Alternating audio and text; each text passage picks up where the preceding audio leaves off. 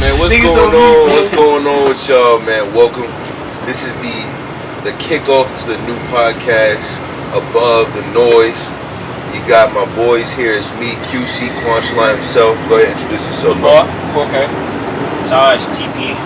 T-Rice, aka Triz. Tricycle, Triz. Trifecta. Trim.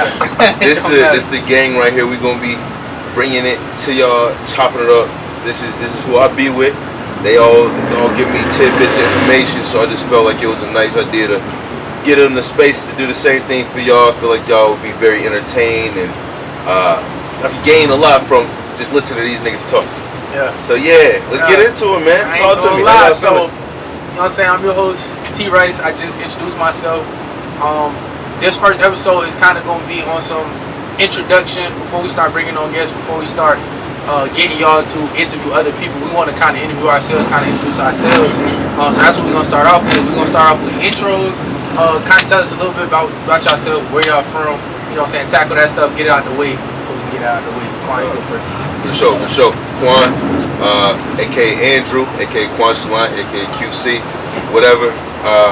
Yeah, I've been out here for a minute, Charlotte, North Carolina, running a tattoo business.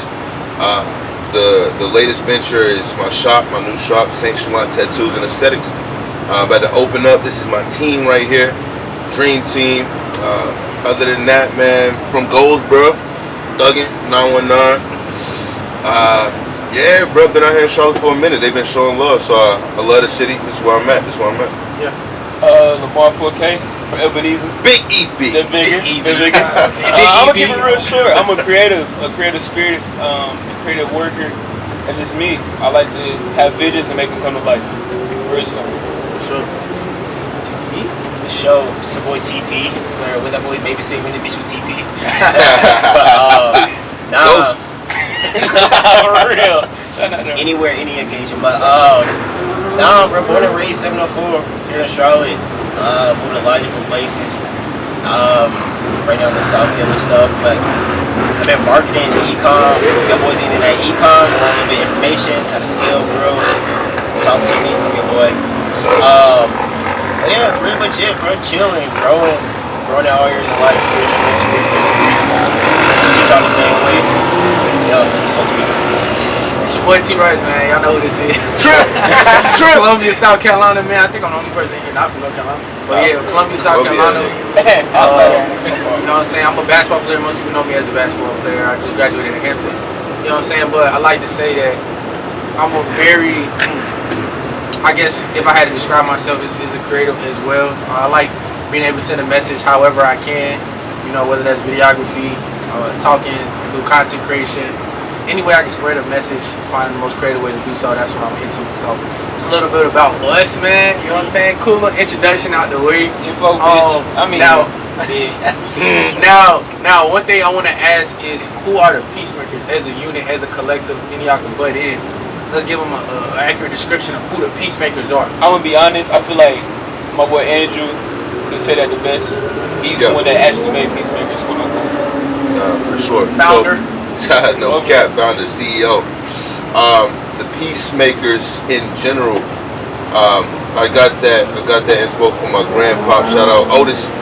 That was his call sign at the job that he was working when he was alive. But so I took that and I kind of identified with it myself before I even thought about everything that's going on right now. But I identified with the term peacemaker because ever since I was a little kid, I felt like I was in between different demographics within any environment that I was in. Whether it was family, being in between the aunts and uncles and the little cousins, I'm right there in the middle. If it was at school, I was hanging with the nerds and the jocks, and I was cool with these people and these people. I went to a charter school, mostly predominantly white, but then after that, I would go play football in the hood. So I had to learn how to not necessarily code switch, but adapt to my environment, and that turned me into who I am. So it's like I feel like I can be the bridge between a lot of different parts of society that often butt heads, that often find reasons to have some type of I get to kind of look at it from a bird's eye view like, okay, I get your complaint from this side, but actually hear this side out, because I promise you they're not doing it with malintent. And so like I said, I identify with that, and being able to do that in a lot of different aspects of life, and meeting people that also align and can do the same thing. That's what the peacemakers are. That's what peacemakers means to me. Matthew 5:9, blessed are peacemakers. And I think that right there basically summed it up for real. He had peacemakers in mind. I had pieces at hand, so it just came perfectly together.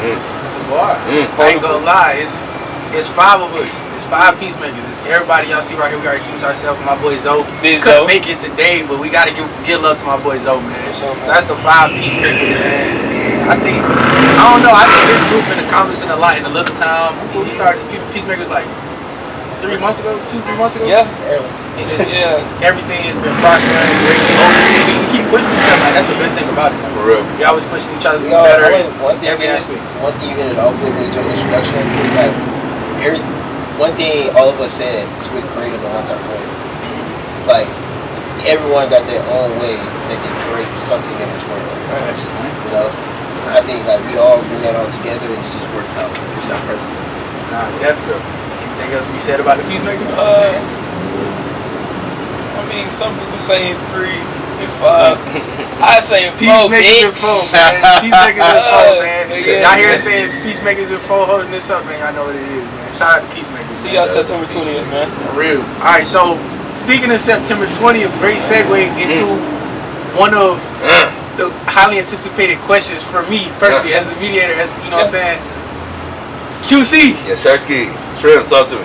September 20th, grand opening. Yes, Sirski. You opening your own tattoo shop at the age of 23, bro. Yes, sir. Yes, sir. 23, bro. Yes, I want you to OD. tell the people a little bit about that. I know we had the pleasure of being able to be included in the journey on the latter end, but this has been a long time coming from what I understood. So talk about the journey from the very beginning and kind of just speak on how you feel as it's coming into fruition now.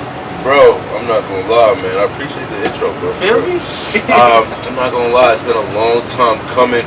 I know people like see the age 23, you young, you doing it quick, but I've been tattooing for the last 5 years. Started out here in Charlotte in my college apartment in my living room. Like you said, we all creative. I had to get creative with what I could do, how I could get that art out there, how I could start my business. I spent time looking for apprenticeships out here at different shops. They wouldn't give your boy a chance, so I kind of had to build my own path. I had to. You can either say, like, I accept it, I tried, and I can't get it, or you gonna figure out a way to, you gonna figure it out. So that's what I did. God blessed me. At the time, I thought it was like, I thought it was bad. Like when I first moved to Charlotte, got out here at UNC Charlotte. I moved into a 4-bedroom apartment. It was one of the student apartments. But I had no roommates. It was just me. So I was like, dang, it's COVID. I moved into an apartment. I thought I was going to have my boys, lit, but had no roommates. So I was like, damn, I'm lonely now. Turns out, when I started tattooing, it was a blessing because I could turn that whole space into a tattoo space. For anybody that's going through isolation right now, I just want you to know, isolation has just got reservation for the next season. Let him be a talk to him, prophet. You feel me? Prophet. But I ain't finna preach at y'all yet. Prophetic. We're gonna wait to that at the end. But seriously, Prophetic. if you in a season of isolation right now, it's just reservation. Every single last one of us has been through it, and low-key are going through it right now. Like, you feel me? In the process. And you're gonna stay in that isolation until you learn that cycle. Learn it the first time, so I have to do it the second time. Sorry, bro. Okay, no, it's cool. It's cool. So, like you said, God isolated me. I didn't see why at first. After a while, when I started my business, I realized that I needed it. God put me in that position because I needed it. It was necessary. Started tattooing at UNC Charlotte in my dorm or in my apartment. Had everybody pulling up, about a year and a half later, got an opportunity to work at another shop out here in Charlotte. They came out here from Greensboro. After that, after a year of tattooing there, I built my clientele too.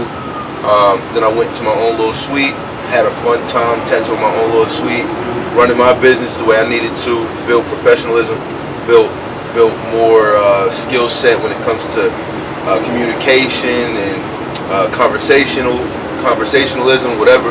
Like that time in that box by myself tattooing, again, isolation, building me into who I was supposed to be for right now. that also enabled me to build intimate relationships with my clientele, my clients. Without that little time in that little box, that suite I was working at, I wouldn't have met my boy Lemarr right here. I probably wouldn't have met Thaj and T. Rice. You feel me? So just talking to people in that small box turned it. Like I use that into kind of cultivating the strength of the foundation of what I have going on right now. After a couple years or a year and a half of working in that box, finally got this space that I've been praying for, that I've been dreaming about since I first started at the apartment. When I first started, I was going through this whole, I'm sure like everybody go through this whole like kind of identity crisis. You're trying to find yourself, you move out. At that point, I've been playing football up like my whole life up until that point. So without football, I was like, all right, who am I? What am I doing? What I want to do for work? I'm 18 at this moment. Like, yo, what am I supposed to do? God, what am I supposed to do? When I found tattooing, I was actually looking up videos how to like, all right, what should I get for my first tattoo? Or you know, you see the vlogs like, all right, get my first tattoo, some shit like that. I would watch, no cap. I would watch those, and then I started getting onto the other side of it. Tattoo artists, I started seeing their perspective. I was like, nah, I found what I wanted to do. I'm talking about probably like the first, second video, I felt peace. Like that's what I'm supposed to be doing. That same night, I took some money that I saved up from painting on shoes. Been an entrepreneur, don't get it fucked up. Painting on shoes, I was doing that in high school. Painting on shoes, saved up some bread, got my first tattoo kit from Amazon, just like everybody else doing nowadays. And I started going crazy. I started tattooing myself and my friends, and built that clientele up. And like I said, that whole moment, it built me into being able to run what I'm running right now. Now I got the space for the shop. I got a good team with me as far as production and media. I got a good team with me as far as my own personal assistants. And then people that's not even really like a part of the shop itself, but just helping me. Community. Just this community, exactly. That's a perfect word for it. Like, dude, it's been everything. And y'all have seen that. Y'all are on the forefront of that. You feel me? So it's like God places people here, whether they there for a moment or they're there for whatever length of time, whatever duration of time. It's like God placed them there in my life for a moment, and that's why I walk around with the confidence I walk around with, because like I know what's for me gonna find me, who's for me gonna find me. Man, that's so real. I could like speak a little bit more. I kind of go co-sign with you about the identity crisis, bro. Like I said, everybody knows me from playing basketball over a few years or whatever, and I think especially when I was going through injuries, a time where I was going through injury in college, you might have found success all the way up until that point, and it came a time where I wasn't successful anymore because my injury was holding me back and things like that, and basketball started getting really tough, and I started realizing that I started equating having good days with having a good practice. So if I had a good practice, I could have a good day. If I didn't have a good practice, I wasn't going to have a good day. And I went through some depression or whatever, had to realize that I'm much more than a basketball player. Started trying to get into other things like fashion, photography, videography, content creation, things that I'm very skillful at that I wasn't really giving myself a chance to. Like, you know what I'm saying? So I think that identity crisis is something that if you're going through right now, bro, I promise you, God got you. It's gonna take a lot of prayer. It's gonna take some time, but I promise you, I think that was one of the things that kind of turned me to the man I am now. And of course, I still love basketball with all my heart. Still pursuing a professional basketball career. Currently undergoing surgery or the rehab process for it, but like I said, still working on other areas of my life, not letting that just slow me down. Still finding other ways to be fit, still finding other ways to make money, still finding other people, other friend groups, other communities to surround myself with in the meantime. So I definitely relate to that. Thanks. All right, now, so September 20th, 4 to 8. I need everybody there. What is it, 1814? Yes, sir, 1814, man. Yeah, so y'all pull up. Now, Above the Noise podcast. It was a name. Matter of fact, Lemarr, I'm gonna let you tell the story. How did we come up with the name Above the Noise podcast? Y'all want to hear a crazy story? We got a high rise. We got a high rise. Hold on. We was blessed with a high rise. Blessed with a high rise. Okay. We all done had noise louder than others in our life. You feel me? And right now I feel like I'm above the noise. I feel like my team is above the noise. Progress that we're making and stuff of that nature. So it just makes sense. Shout out ChatGPT, man. Yeah, ChatGPT kind of helped, Yeah, bro. you feel me? I ain't gonna lie. I was Bridge the calling gap. Lemarr when he told me he wanted to do this podcast idea. Yeah. I was like, we gotta come up with some names or whatever. We're gonna come up with some names for the pitch in the Peacemakers group chat or whatever. We were brainstorming. And ChatGPT pitched out above the noise. I was like, quite literally, you heard, y'all probably can hear that in the background a little bit. But we ain't, like, that's a loud little Hellcat. Doing all that down here. Bro, we are on the same level though. If we were on the same level, y'all wouldn't be able to hear us talking, bro. So we are, other than us, quite literally above the noise. We kind of want this podcast to be, you know, when there's noise in your life and there's a whole bunch of chaos, a beacon or what's the best way to put this? We want this to be a source for you to come to, so to help you rise above the noise, get out of that chaos. And so I think it was very fitting for what we had going on, kind of just the vision that we've seen. So above the noise podcast, that's exactly where we got it from. Shout out ChatGPT. No cap. Shout out everybody. Now, I ain't gonna lie, we do have segments in this podcast. We're gonna have two segments. We don't know the first segment, but we did discuss another segment, which was actually second for what we were going to name our podcast. Yeah. And that segment is going to be called Bridge the Gap. And all that is us. We want y'all to be able to, we want this to be a source of bridging the gap for y'all favorite artists, content creators, athletes, you know, anybody who feels maybe unattainable, unreachable to the common audience. We want this to be a space where they can bridge that gap to them. So that's going to be questions where y'all hopefully come in, provide us with questions that maybe y'all want for these artists, content creators, athletes, anything that we can think of that will help them come closer to y'all. That's what we're going to do. That's what we're going to provide. So that's going to be one segment. I got a question. Here, bro. Should we go ahead and tell them who got up next or surprise them? Surprise them? So, is your guess? We go surprise them. We go surprise them? Sure. Shout the hint, Baby Kid, man. Shout Baby Kid. If you know who it is off of Baby Kid, that's the hint. It's not Baby Kid. $25 off your next tattoo by me. It could be Baby Kid, but shout out. Hey, cut that out. No free porn. I'm gonna spot. Hey, Zo, hold on. Zo, bleep that out. He saw bleep that out, bro. Bleep out the last 30 seconds, bro. Alright, bro. Alright. So Lemarr. What's up, bro? One question for you, bro. Oh man, scared. I got QC. Next. Get put on that spot, bro. Lemarr. Okay. As some may know, we are starting a non-profit organization. Peacemakers starting a non-profit organization. For sure. Speak some on that, kind of our vision for that, and what we hope to, what our goals are for, you know what I'm saying, that non-profit. Almost like bridge the gap in a sense. Going to the lower communities that don't have as many. Now I'm not gonna say lower communities, but communities that don't have as many opportunities, resources, things of that nature. Offering networking with Skybox Shallant on the way.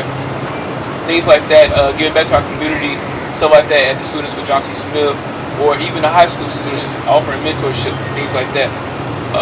Just being a big brother to a community. Yeah. That's all it is. Giving back. I feel like, though, ironically, before we started talking about nonprofit, that was kind of the essence of why we became so close. If that makes sense. Right. Real. That's Our 100% a fact. one. I guess we all had in common that want to give back, and not just in a physical sense, but give back knowledge. Right. Give back everything we can give back to the community that they given to us that we were able to find. We want to be able to give it back and multiply it. You know what I'm saying? I feel like that's why it was so fitting when we first started the concept of a nonprofit. And it's funny because we all wanted our separate nonprofits, for what I understand. Like we all had a vision of creating a nonprofit. So it wasn't even like I had to convince QC had to convince TP. Like we all really wanted to do it. It's kind of crazy how that happened too. For sure. The first time I got tatted by QC, it was the first time, right? We talked about a nonprofit. I was like, yeah, that's something I really want to do. Baze, he had the same idea. Not knowing, probably 5 months later, we're in these positions that we're in. It's really a blessing. It's really a blessing, bro. Now, TP, bro, put you on the spot, bro. Now, it seems every time I see you, you always doing something new. It's like you a jack of all trades, bro. It's like you a jack. One minute you remount TVs, you on the phone taking a business call. Now you helping with the content creation, bro. What is the key for somebody who feels like they're a jack of all trades, or they have too much going on in their life? What's the key? What type of advice would you give to somebody who's trying to balance that type of lifestyle? What's some advice that you would, you know what I'm saying, maybe give to somebody who's younger, who might think they got too much on their plate? How do you manage that all? Great question, by the way. Story. I ain't gonna lie. I'm gonna try to shorten it. We're gonna save for another podcast because I got a lot of stuff going on. Pretty sure I'm waiting the backstory with what's about to come to fruition. But I mean, it just coming to priorities. Like, that's the main thing. Like I preach to a lot of people around me. It's like prioritize what's gonna benefit you. You know, like me personally, I like to learn a lot of different things. Like you said, like on TVs, taking calls and shit. Like everything I do kind of puts me to that next step of where I want to be in life. Like I've been an entrepreneur. Like I've been doing stuff. I've been trying to learn different things. Mechanic too. Y'all don't know about the mechanic at A&T. Y'all don't know. Party promoter. Real. Hey, party you know. You know. You know what I'm saying? I think they say we turn over new leaf, but you know. Go. Yeah, real. Yeah, but that's funny, bro. But yeah, bro, I be trying to do different things and like give it to my next step in life. Like everything I've done is put me to where I'm at right now. Like you say, right now, I'm running my own business. Before this, I was in sales. If I ain't get into sales, I wouldn't know how to talk into the phone. Like I'm very antisocial. Very like I don't talk. This is money involved. Hey, money unless you my brothers, but you know what I'm saying. But yeah, it's just like prioritizing what's gonna benefit you. Like if you got a lot of stuff going on, I like to write stuff down. Every morning I'm writing out what's on my mind. It don't matter what it is. It can be BS, it can be life stuff, business stuff, whatever it is. Just write it down. Check what's important. Check what's not important.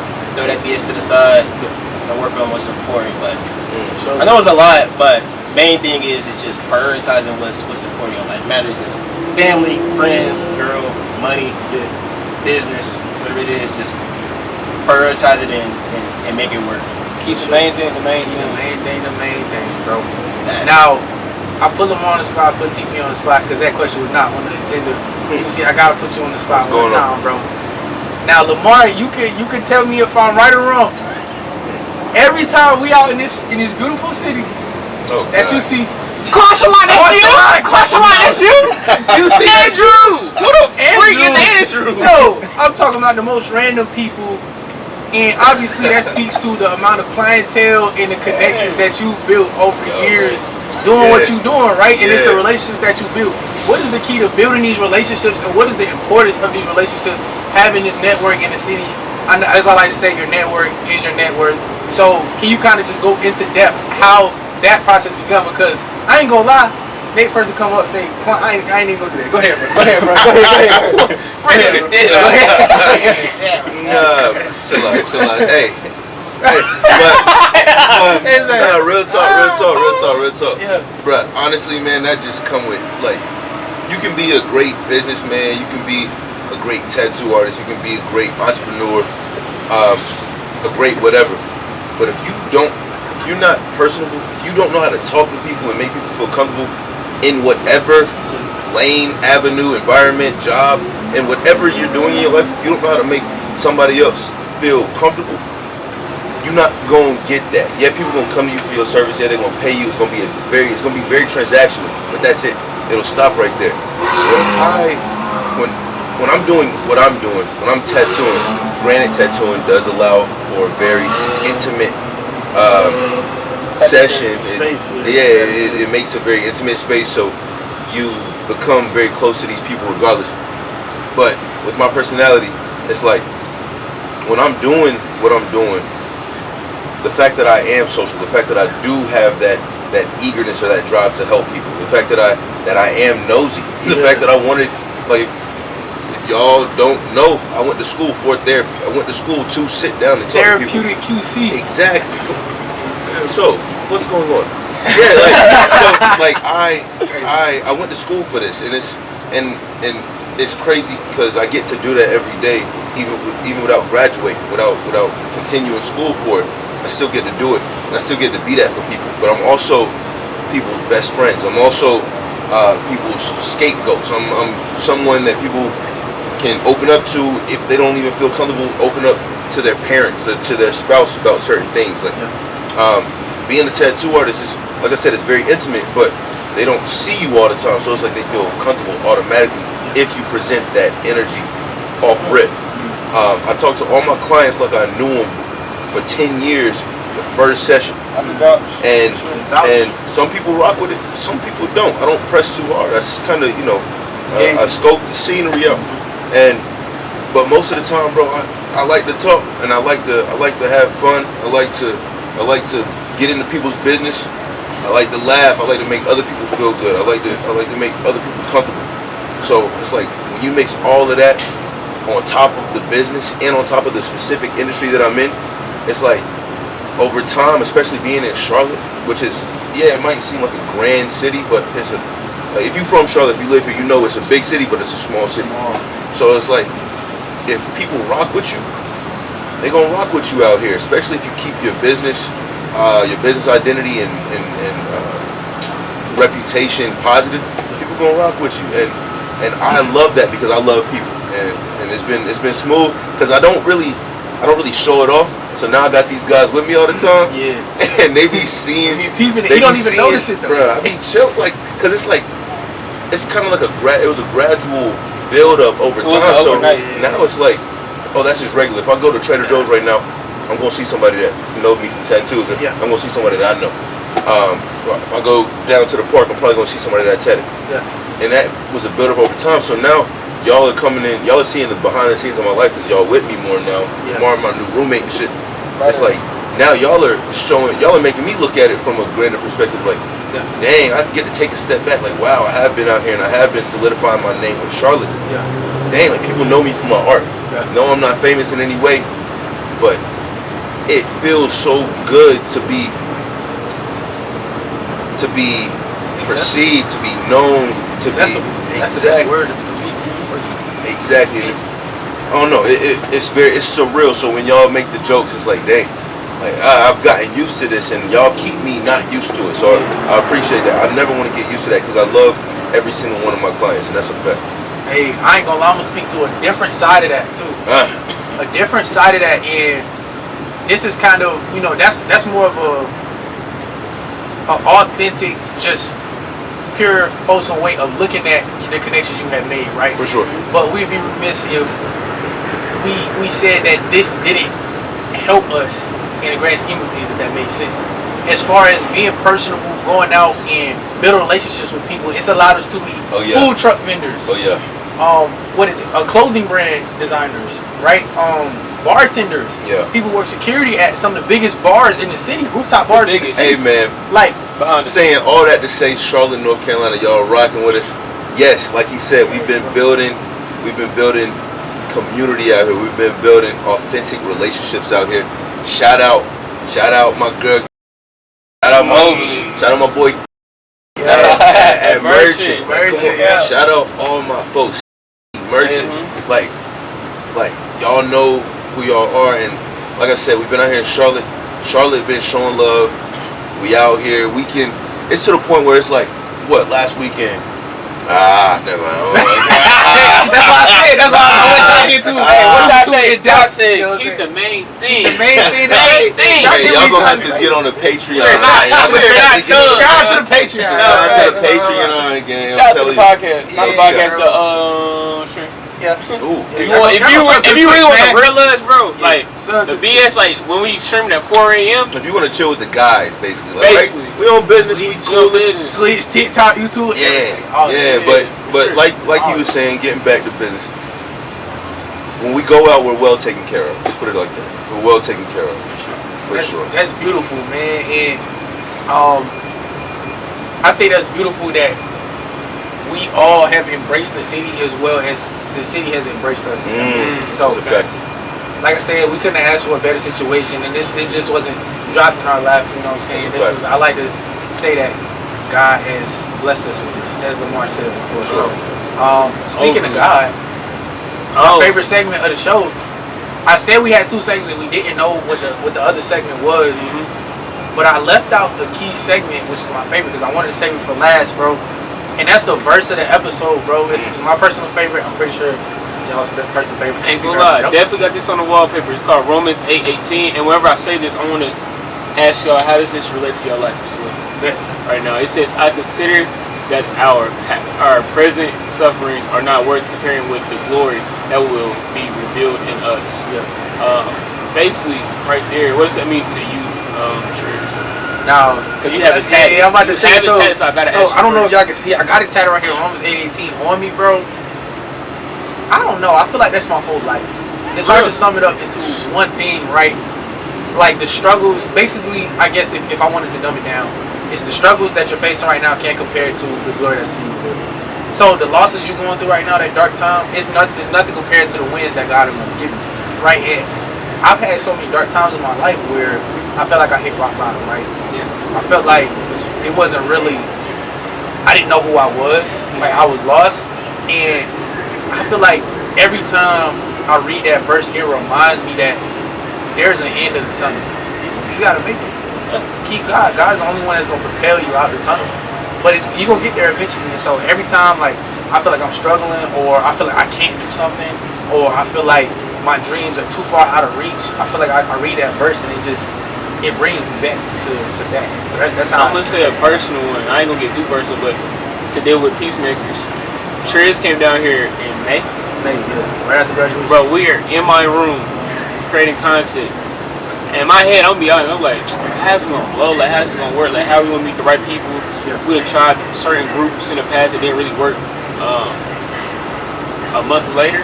Yeah, a month later, I called and I said, hey, bro, you trying to come to the shop with me? I do videos for this dude. Like that. Whole time, that's really what sparked this. That's how it started. That's really how it sparked this. Like, bro hit me up, hey, I need a videographer about the blase. I need help. I need a mentor. I'm like, hey, I got you, nigga. Yeah. But boom, and that opportunity created another opportunity for my boy Triz, Thaj, and now my boy Zoe. It's just wild. Like, whatever you're going through right now, it's nothing till tomorrow. You feel me? You always got tomorrow. The sun always will come right back up. You feel me? So don't stress about it too much. TV. Honestly, you said it. You said it. I mean, basically my whole life, honestly. I know you mentioned it's like tunnel, but I used to play video games a lot. So it may be bad, but it works for me. Yeah. But like, I like to play. I used to binge GT like a like. So I think of like missions. Like, all right, cool. What's this mission right now? Yes, bro, yes. All right, cool. This mission, this storyline is me doing this and this and this. How do I pass this joint? Like, how do I pass this joint? Because I don't know what the next mission is. So like, what do I have to get through to do right now to pass this mission? To get my 5 stars to move to my next mission. You know, like that's how I think of it. Yeah. QC. Going back to the verse specifically. I mean, y'all kind of summed it up. It's not too many different ways to interpret that, but for me, I just think back to all the hard times. I'll just give a little backstory. I've always been like very optimistic. I've always been a very optimistic person. It takes a lot to kind of bring me down. It takes a lot to kind of hinder me, or like, alright, dang, nah, that really hurt, or kind of throw me off. And I built that just over time, kind of being almost delusional. My faith is on a delusional level, to where it's like, dang, that hurt, dang, I'm out of bread, or dang, like, that person is not in my life no more, whatever the case may be. Well, that's not supposed to be for me right now. Yeah. What is God trying to show me in this moment? In this moment of suffering, this moment of lack, what is He trying to show me right now to propel me to the next, like you said, the next mission? Yeah. What does He have me in this, at this level right now? What is He trying to develop within me? Yeah. That's how I look at it, rather than, dang, why is this happening to me? Why does this hurt right now?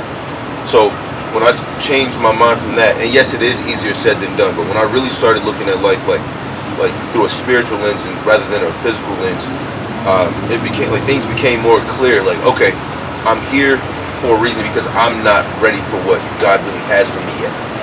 So it's less of like a waiting on God moment. It's more of a I need to become the man He needs me to be to handle the blessing that I'm really asking for. So I know the blessing is already there. He wants to bless us. He wants to bless you. But whatever you're going through right now, you have to go through it to become the person that can handle that blessing. You don't understand now what I am doing, but someday you will. John 13 verse 7. Exactly. It goes hand in hand. And that's the basic summary. It's true. Don't let bad seasons fuck you up. It's a season. Reap as you sow. It's gonna be destruction all the time, but if you look up, 9 times out of 10, you're sitting in a blessing that you was asking God for a couple months ago. Literally. So, literally, I'm talking about sitting right in the blessing he was asking for. Like, sometimes how I have to put it in perspective is, if your 10-year-old self was looking in front of you, and he was looking at you, will he be proud of the person you was? Will he be proud of how hard you fighting to get out of where you at? Will he be proud of how you dealing with what you doing? Like, you know what I'm saying? Like, that's how I look at it. When you said that, I was like, yes, bro. 10 years ago, I would have. Nah, like 3 months ago, I was asking for this, bro. Like, come on, like, let's be real. So, I think that's perfect how you put it, bro. Yeah, bro. I feel like that was a good first spot. Yeah, bro, that was a good first spot, man. I ain't gonna lie. Peacemakers in 4. I guess I gotta do the outro. Peacemakers in 4, man. Like I said, it's your host T Rice. It was great having y'all with us for the first episode, man. We really hope that. Well, if you made it all the way to the end, man, we really do appreciate y'all. This is the first step into us stepping into a new season, and we really appreciate y'all for joining, trying to be a part of the journey. Like, comment, subscribe if y'all want more, man. And this is, like I said, it's about to be a great season, bro. Yes, sir. Yes, sir. See you soon, Reef. That's crazy. You just snitched. Oh. Wah, wah. Wah, wah.